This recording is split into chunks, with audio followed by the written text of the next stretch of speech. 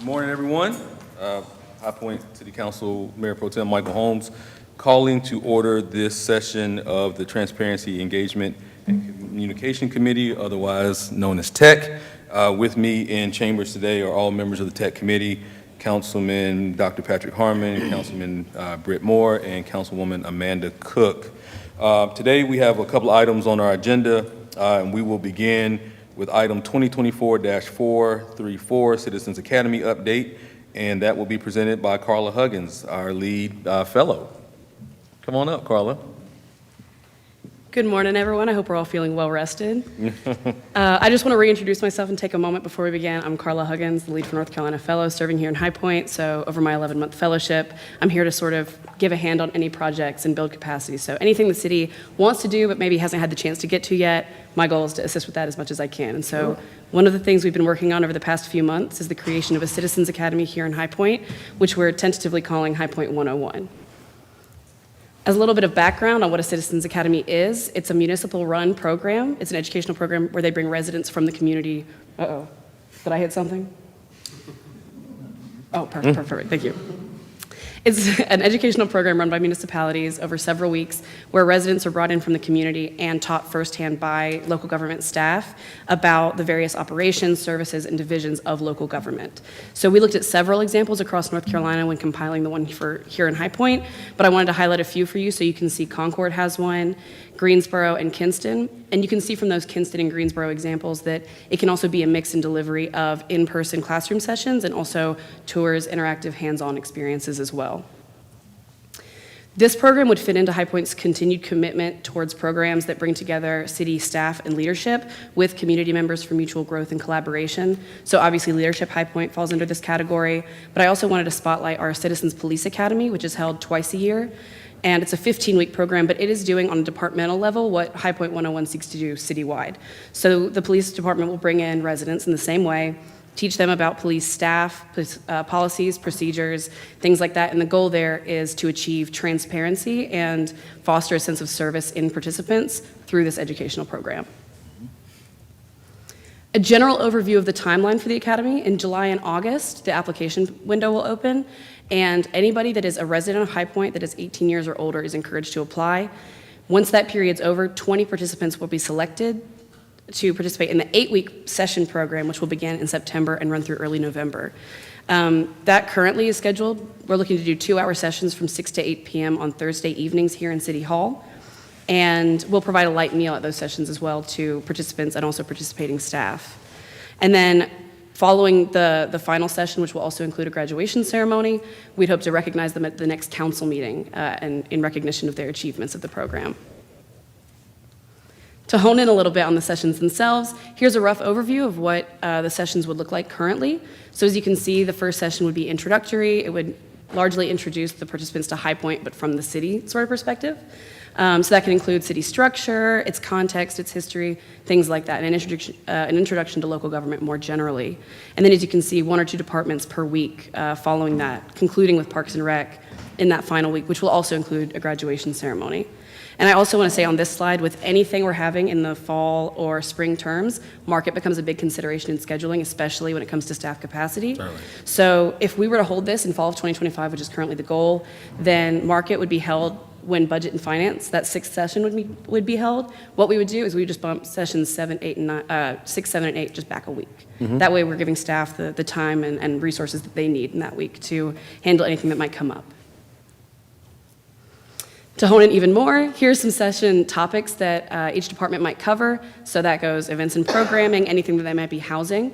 It can also include the structure of the department, its history, any interactions it has with city administration or other departments, its individual divisions, services, and roles, and then any publications or outputs it might have. So low-hanging fruit here is the city budget.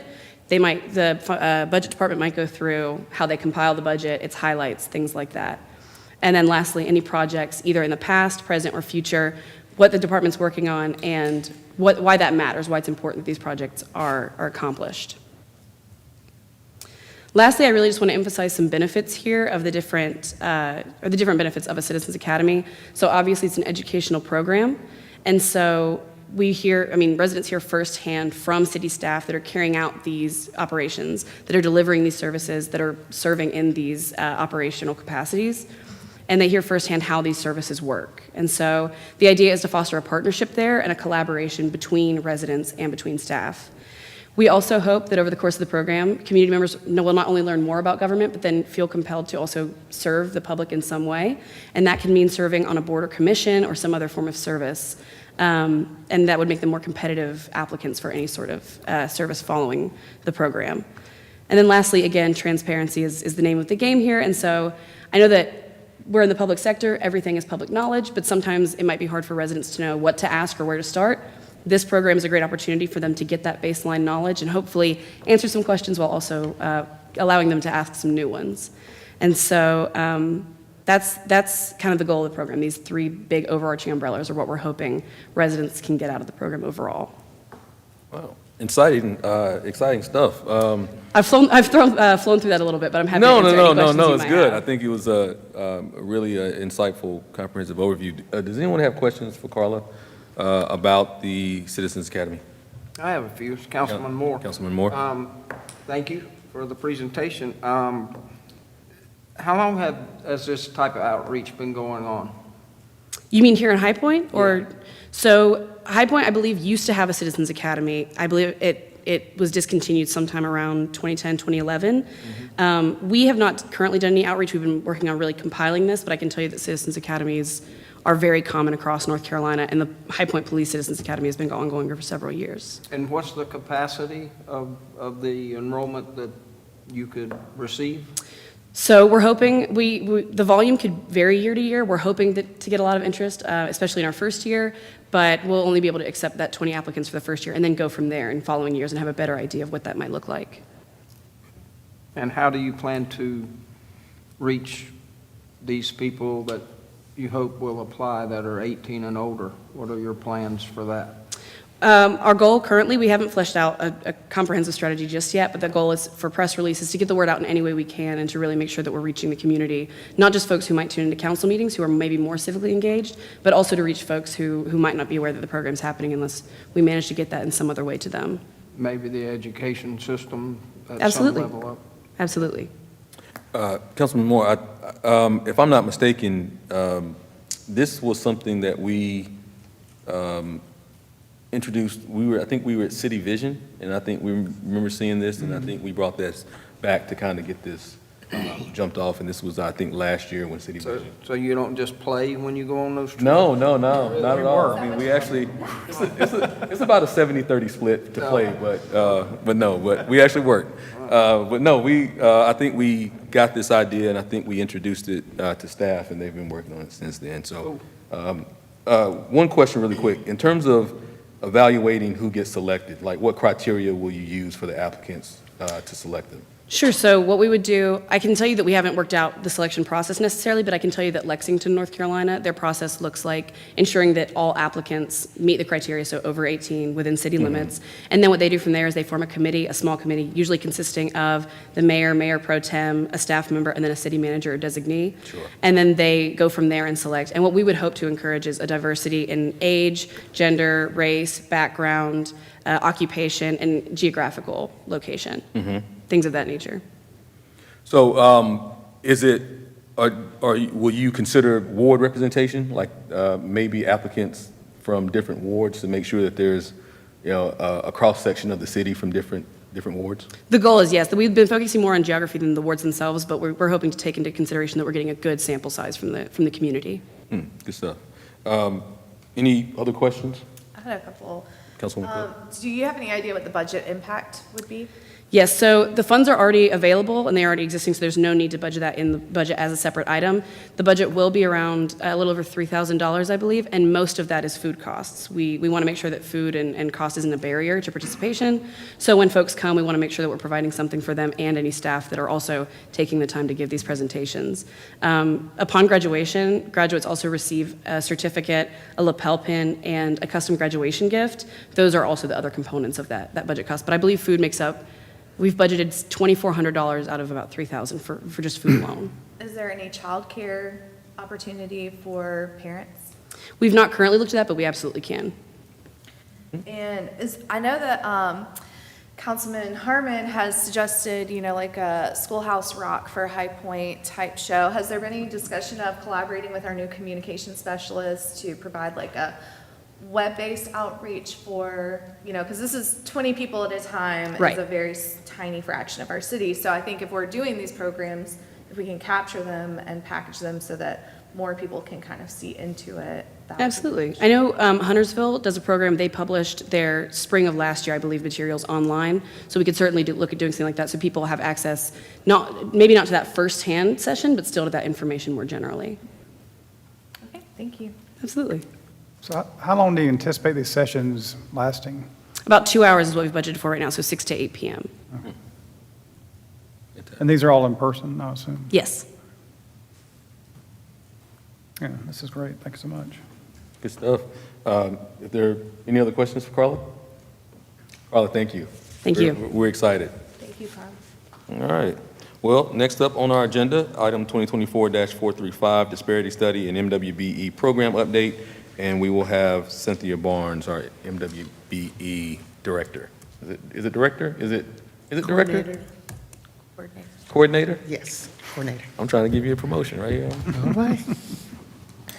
Thank you and good morning to each of you. I pray that you've had a wonderful start to your week this week as we are fastly approaching the holiday season already for the month of November. I'm going to give you an overview of where we are with our disparity study. And then also there were some questions from the previous presentation that I did for you with regards to some of the specific things that we did already with making enhancements and modifications to our current MWBE program. So I'm going to highlight a couple of those things for you today with regards to some media outreach that we have done, our community outreach and involvement, and our strategic community partnerships that we've had. So as far as with the disparity study, we have talked about all of the activity that is a part of the process. And so we are now currently in the last two phases of our disparity study. The private sector analysis, actually from the meeting that we had yesterday with the consultant team, they have completed now the private sector analysis and also the data analysis. So they are in the process of vetting internally on their end that draft chapter for that. So we should receive the last of the data chapters from them before we go home for the Christmas holiday sometime at the early part of December. So we are approaching that. Then we're also, we had discussion with regards to getting prepared for them to meet with us to start talking through some of the final recommendations that they are going to present to us after the first of the year. We will have one meeting session to go over their draft recommendations in December. Sometime in December, we need to get that nailed down and to confirm those dates and the participants with the steering committee for that. But we're getting very close to the last 10% of the disparity study process, and we're going to be looking forward to the outcome from that. So what we did from between the last meeting update that I provided to you, we did have all of the public engagement part of the disparity study. And so in that, we had a total of 159 businesses that participated in that online business survey. And you can see the sort of the breakdown of the demographics of those that participated. Out of that, nearly 160 businesses, of the majority 65 individuals, or 41% of those participants were African American, which was the largest sector group there. And then it goes down to our non-minority businesses, our female businesses, and so forth. So you can see the breakdown of who participated and provided those responses for that. In addition to the online survey, we also did anecdotal outreach for them as well. And out of that, we did 2 public meeting sessions that were virtual. We had a total of 50 participants that participated on those, that we gathered feedback directly from those that are in the business sector that have either done business with the city of High Point or they were looking to do business. And then we had a few that had never done business with the city as well. And so for that online session, the virtual session, we had 50 participants. We also engaged with a focus group, and there were 12 participants in the focus group that provided feedback directly to the consultants. And then also we did 7 interviews with community organizations, and those responses are a part of the data and information that we will receive in our chapters that are being submitted to us.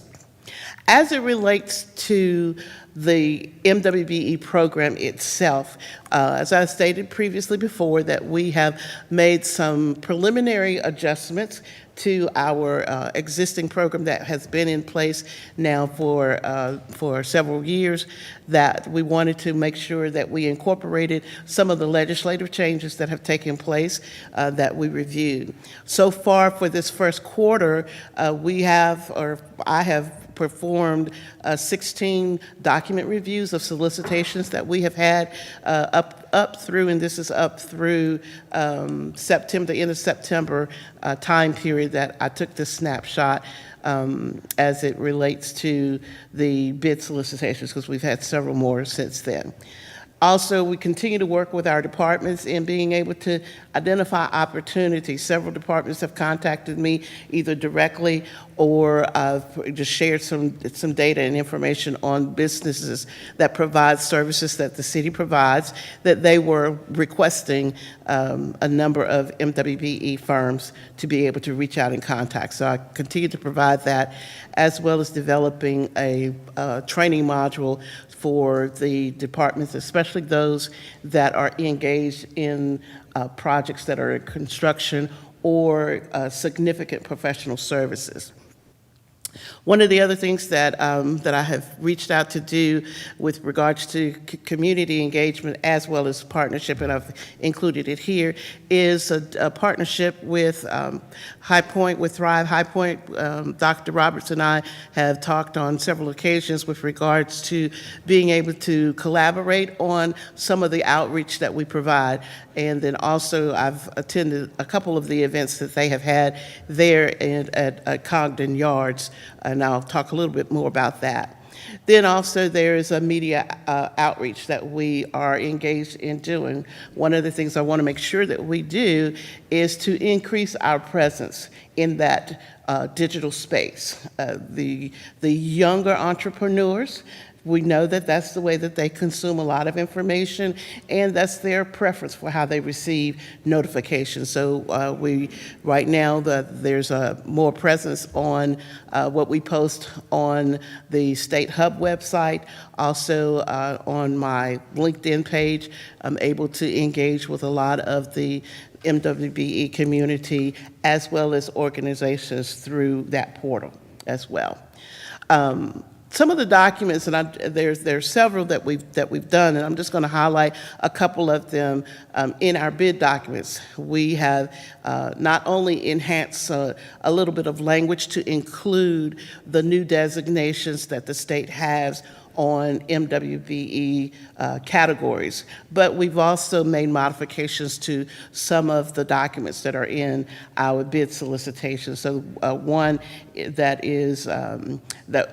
was outdated was this one, is the attachment E, or the appendix E, that the contractors submit with their invoices, that does not, one, have all of the field categories that are required, and then also the challenge with being able to track the changes when a change order takes place. It impacts the MWBE participation. So the form that you see, the enhancements are there, is that we've added the original contract value field to that, as well as you can see the amount of what's spent, and then the total payments, and then the total commitment of the contract. With some of the documents that I have reviewed, the the previous forms, I was unable to determine when the change orders was taking place, but I would see that the amount of the payments that the contractors had received exceeded what their contract value was. And so this change and modification to this form allows me to better be able to track those change orders and be able to do the compliance piece of that, of being able to identify when minority participation and the MWB participation is impacted by the changes in the contract during the life of the project. Can I ask, can you go back real quick? To which one? The slide you just had up. Okay. See some positive changes for tracking there, but you used some words about enhanced language, and of course, language is critical and powerful.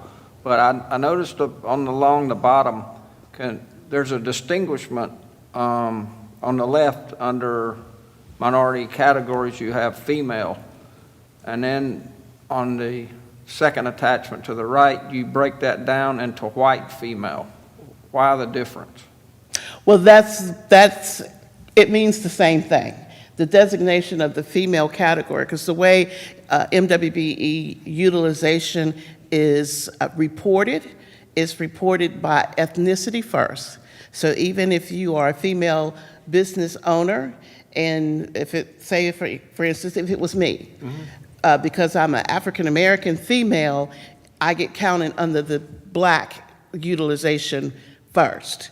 And so the only designation for female is for non-minority female, which is a white female.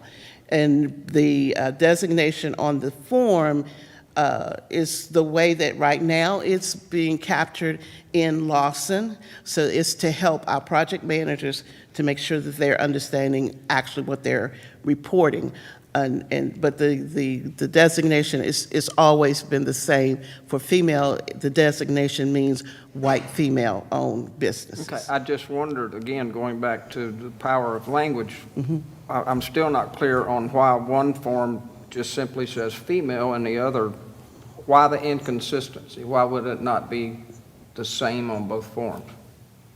We can always go back and look at that. It was, as I said, this was an opportunity to try to help the project managers to understand how they're supposed to be reporting those numbers and that level of participation, since they're the ones that are filling out the form, and the contractors as well. Cynthia, wouldn't the second form just be a more detailed breakout than the first form? If you're looking at the first form, it specifically, excuse me, sorry. It's specifically ethnicity and then the gender category. And then this is a delineation that separates out, that gives a little bit more detail on the specific categories, correct? Correct. Okay. Well, to Councilman Moore's question, I guess it's trying to capture the difference. So why wouldn't it break out black female as well if you're trying to specifically capture the percentages of female businesses in that breakout? This form captures the participation on the construction expenditures.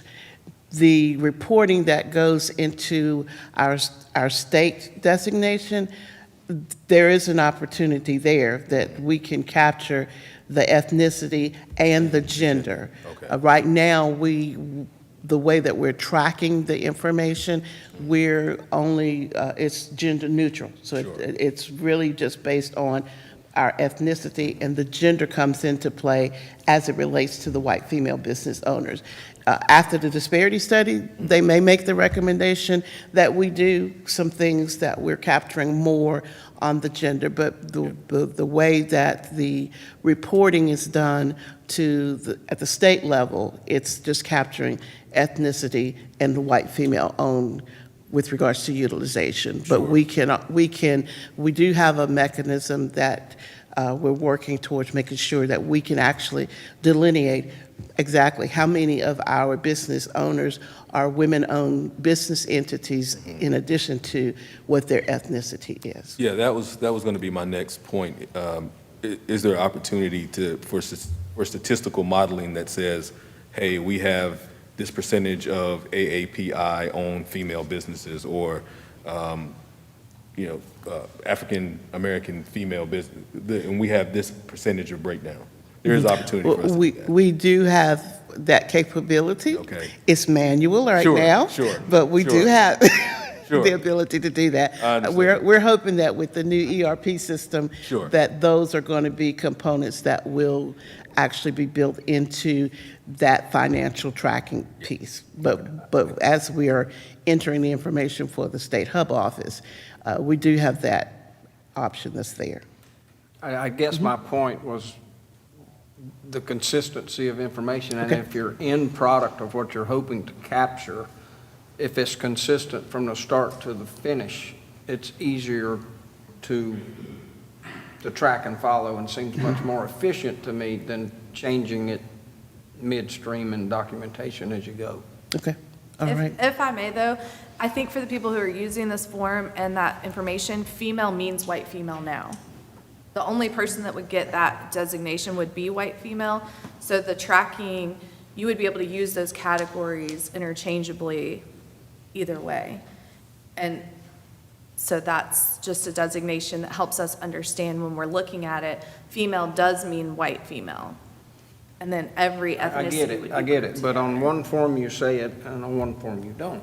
Well, Britt, I'm not trying to complicate it, I'm just noticing a difference. so Cynthia, if I'm not mistaken, the first example here is going to go away, right? Yes. So Britt, these are not two separate forms. These are just, this is an improvement on the first example. Thank you. So it won't be on, it will be this form consistently throughout. Correct. Second form. Thank you.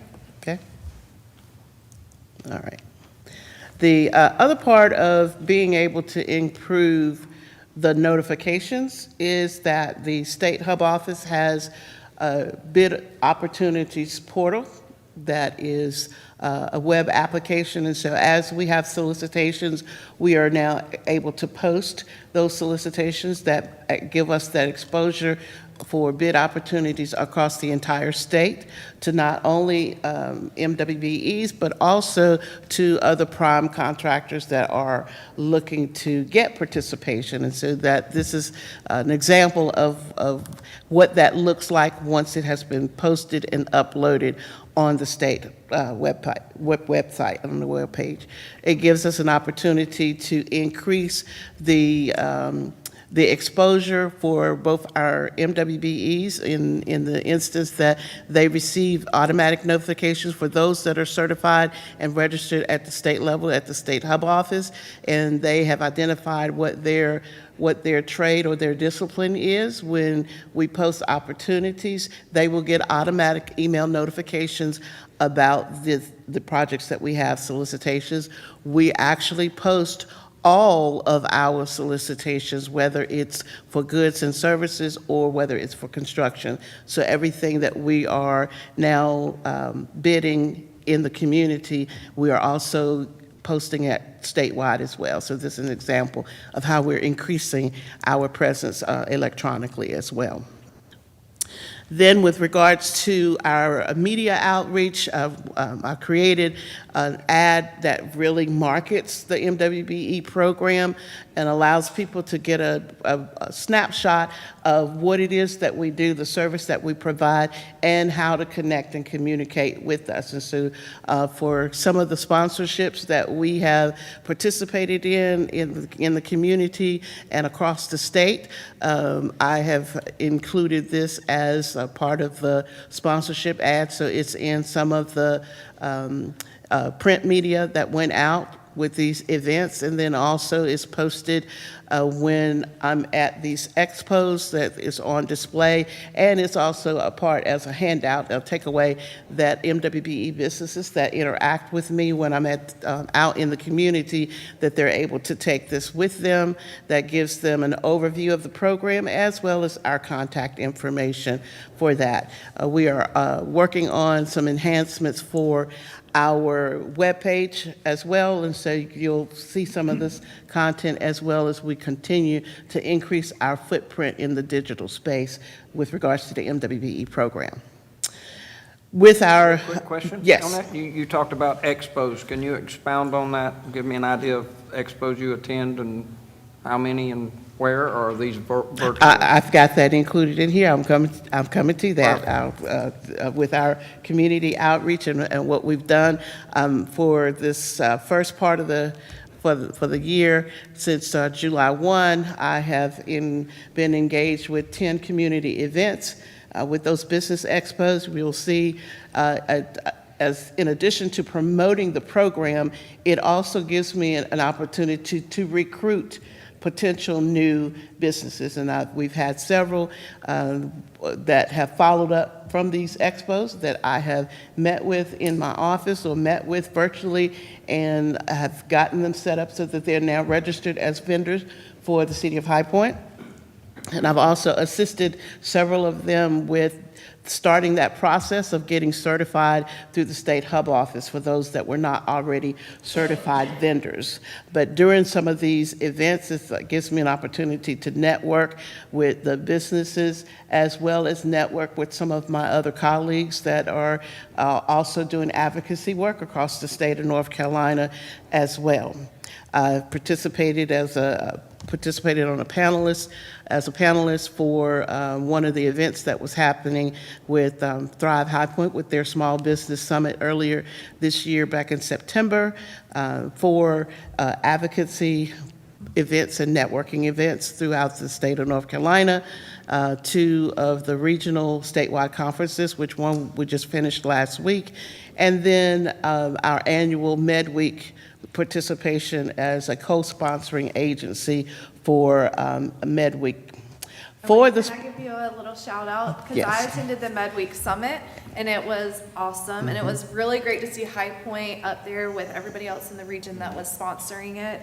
But Where was this? that was at the Revolution Mill in Greensboro. Okay. And I believe it moves each year Yes. to a different city. But while I was there, I met an architect who specializes in redesigning old buildings that have fallen into disrepair for new purposes, and I was able to connect her with somebody in the community who is doing that, who probably a lot of us know.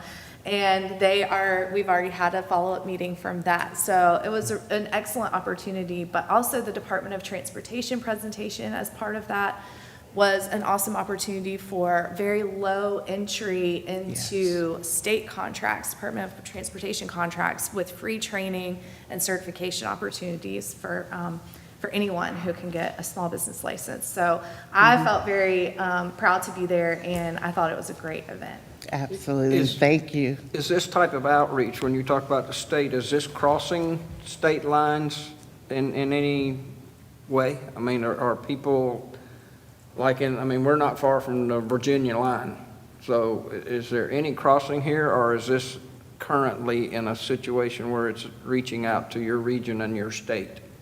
Actually, we do have a number of people that attend that are coming from Virginia, and we actually also have some from South Carolina. The statewide sort of events, even with the conference that we had last week, we actually had a vendor who came down from Baltimore, Maryland, who attended, and then we had an individual who is now moving or adding another business into the North Carolina community, that they actually were from Florida, but they have been expanding their territory as well, and so they attended. And so it's we have, even in the North Carolina MWBE Coordinators Network, we do have some network members that are corporate members that are in Virginia and South Carolina as well. So the Coordinators Network is really kind of growing into a tri-state organization that we're able to network and collaborate with one another for that. For the sponsorships that we did, you can see here the events that we participated in. The Triad Minority Business Summit back in August was actually held in Winston-Salem at the Benton Convention Center. That's with Reginald McCaskill, is one that he puts on every year. And for the last, I think for the last 3 or 4 years, I've participated in that as well. This year, we actually were a sponsoring agency with him as well, and so we were able to, the ad that I just showed you was included in the booklet that was given out to all of the businesses that participated in the event and the expo. The expo there were in excess of, I think it was about 120 vendors that participated in the expo, so I had an opportunity to meet several new and potential business entities from various sectors of industry to be able to connect with us and participate in some of our solicitations. Some of those business owners have already responded to several of our solicitations to participate on them. We haven't had one to be a successful winner yet, but they are responding and they are beginning to engage with the City of High Point as we have recruited them. Then, of course, the Minority Med Week for October time period, and I've included just a little snapshot that you can see the schedule. That was a pretty much 5-day event that included a networking opportunity. Then there's the scholarship golf tournament that was a part of that. Then we had obviously the business summit that was on that Tuesday, and then Wednesday this year was the first year we actually had a service day that was included as part of that, where we were able to volunteer our time and services in collaboration with MWBEs to support one of our nonprofit organizations locally here in the Triad area. And then the expo and the awards luncheon that was on that Thursday. The events this year were hosted by Guilford County. Last year we were the hosting agency. Next year we will be in Winston-Salem. Guilford County is going to continue to host for next year, as the City of Winston-Salem has gone through a lot of new staffing. And so the leadership for the City of Winston-Salem requested that we would allow one of the agencies that's already done it before to do it, so that we can sort of have their staff to mentor and shadow, so that they can take the lead when it's their next rotation. But the events will be in Winston-Salem for next year for that. And then also the Coordinators Network. I've already talked a little bit about the conference that we attended for last week, and then the strategic partnership with Thrive High Point 2.0 in September, where we participated in that event. In addition to the summit, the partnership that we are forging with Thrive High Point is one that I am now currently, they have the co-working Wednesday every Wednesday, and so every second Wednesday of the month, I am there at the Cognan Yard so that I can sit down one-on-one and meet with business owners that either have questions about the program or that need help and assistance with vendor registration. In addition, we are working towards, after the first of the year, working towards some training curriculum and opportunities where we can partner together and participate, just as we did with the panel on the procurement process with the Business Summit this year. We're going to be engaging in some specific training of helping our vendors be able to understand the procurement process for government work, and then to help them navigate that. In addition to that, we are also partnering and engaging with Bloom, who is our CM at Risk contractor for the Center for Active Seniors, as that project is going to be gearing up for next year. We are looking at how we can come together with the three of us to create the training program that we need to do to prepare our business community and the potential contractors and suppliers to be able to bid and be successful on that project. There is going to be a pre-qualification process that is a part of that CMAR, and so while the project is still yet in the design phase, now is the time for us to be preparing and training the broader community on what they need to know and what they need to do. If it's certifications that they need to take care of now, we can do that while the project is in design, so once the bid packages hit the street, that they will be prepared, okay? What do we got going on? Okay. I'm not sure. I just had a seizure. All right. And then we're also developing a group. From that Small Business Summit, we did have 140 participants that participated in that, and of course, I participated as a panelist in that achieving successful outcomes with contracts in the bidding process. So myself and Ingrid Bullock were the facilitators for that session that we participated in for that. And then again, the other strategic partnerships that we have, that we've established, some I was already a part of, and then there were a couple of new entities that I have reached out to, and this is just an overview of all of the partnerships that we currently are engaged in right now with other MWBE coordinators, directors, and advocates throughout the state of North Carolina for that.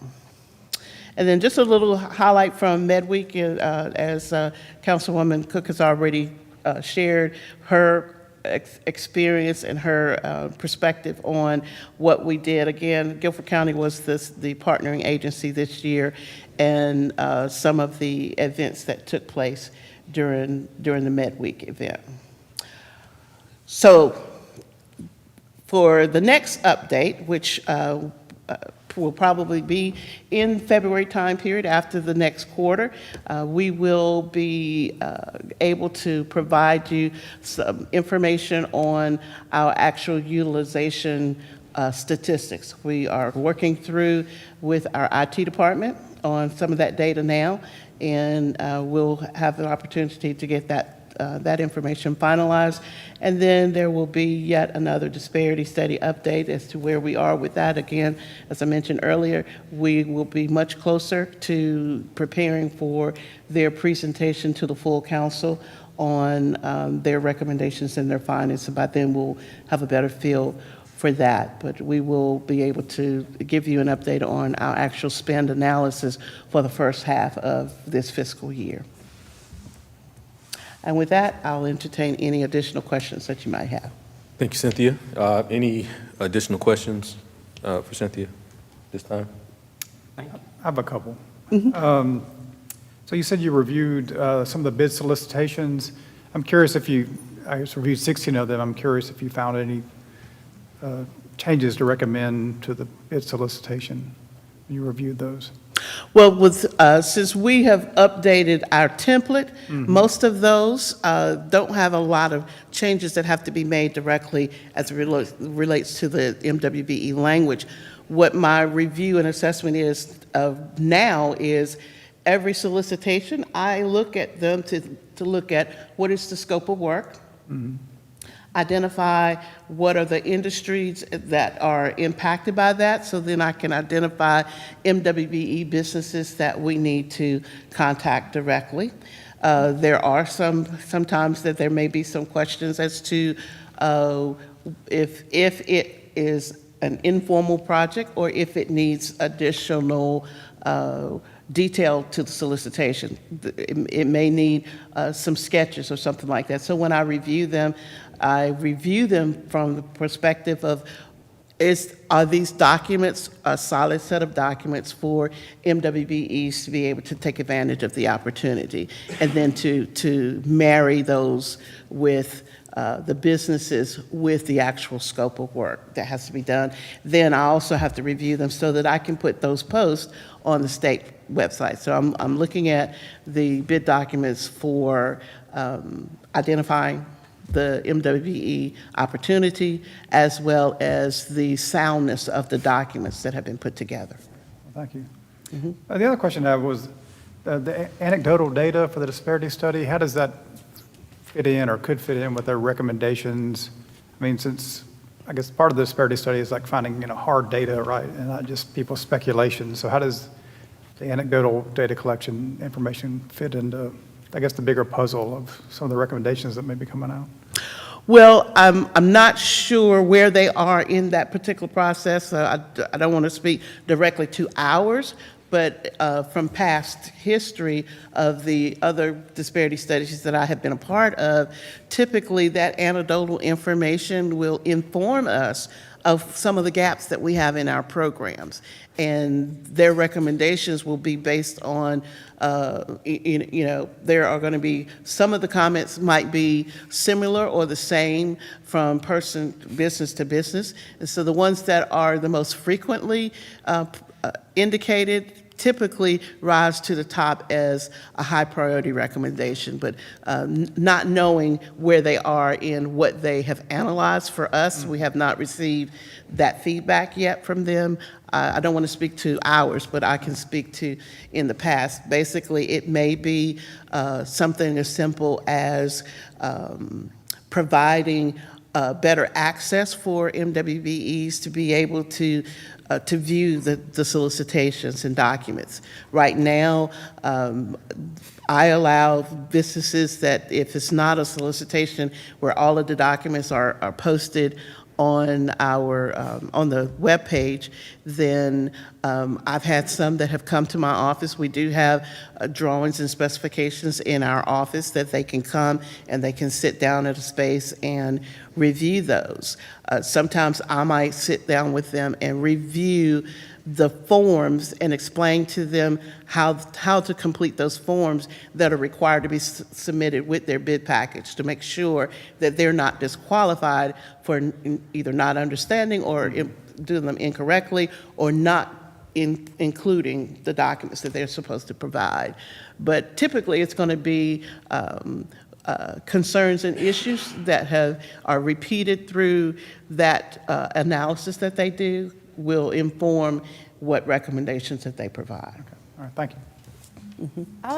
If I could just add something, I thought that you did a great job explaining that, but something that I've been in conversation recently about is how hard data can sometimes sanitize the information. And so somebody's experience or explanation of why they might answer things the way that they do can help us interpret the data better, I think. And so I definitely saw this in the education field where, 75% of you said you wanted more professional development, so we're doing it, but that wasn't what we meant when we answered it. So I think that that's an important element when we're talking about people's livelihoods and businesses to have that anecdotal data in there.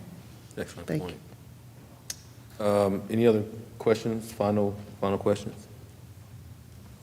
Not. Cynthia, thank you for that update. We appreciate it, and we appreciate all the hard work that your department is undertaking to make sure that we present some opportunity to our community and businesses in our community. So thank you.